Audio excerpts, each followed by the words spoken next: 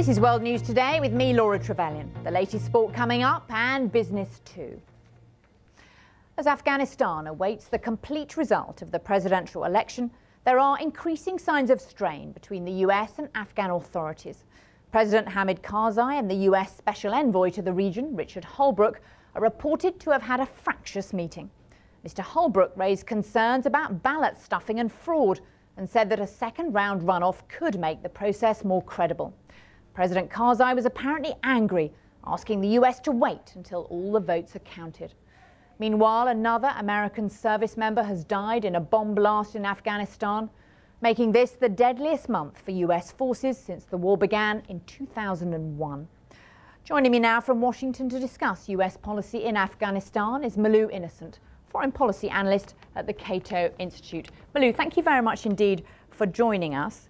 Now, how will having a runoff between President Karzai and Abdullah, if indeed that's who the runoff is between, how will this make a flawed election any less flawed? I don't think it will make it any less flawed, and I think you highlight an interesting point in the sense that these elections say more about the international efforts than it is about Afghanistan. These elections were meant to legitimize the foreign occupation of Afghanistan.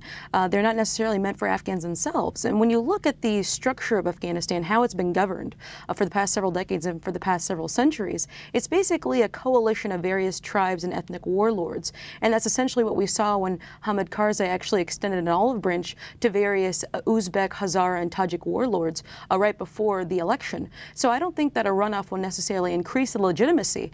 It'll simply paper over the problems that we've already been seeing. But the US is very concerned that this should be seen as a credible election. If it isn't, what does that mean for US policy in Afghanistan? Well, sadly, President Hamid Karzai is looking a lot like President Ngo Diem of South Vietnam during the early 1960s, where foreign occupiers are in the region and unfortunately are propping up what many perceive to be an illegitimate government by the indigenous population. And also the leader themselves has alienated many people within their own population. And so that's sort of what we see now, in the sense that you can throw in the best generals, the best military forces, the most trained personnel, and still it'll be for naught, and we'll be continuing down this road of failure. Now, by making details of this meeting between President Karzai and Richard Holbrooke public, and one assumes it was the US that did so, doesn't this risk alienating Afghans, that they feel, you know, it's meddling, it's reviving the colonial era?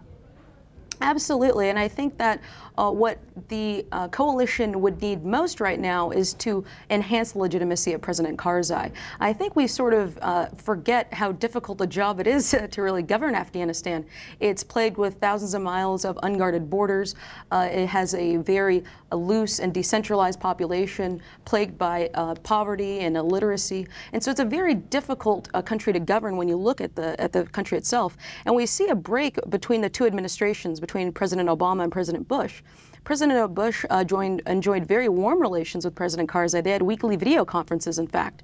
And really you notice a significant shift in tone by the Obama administration of sort of not only stopping the video conferences, but also sort of publicly chastising President Karzai and the pervasive corruption within his own government. So in the road ahead, the legitimacy of the central government will continue to decline.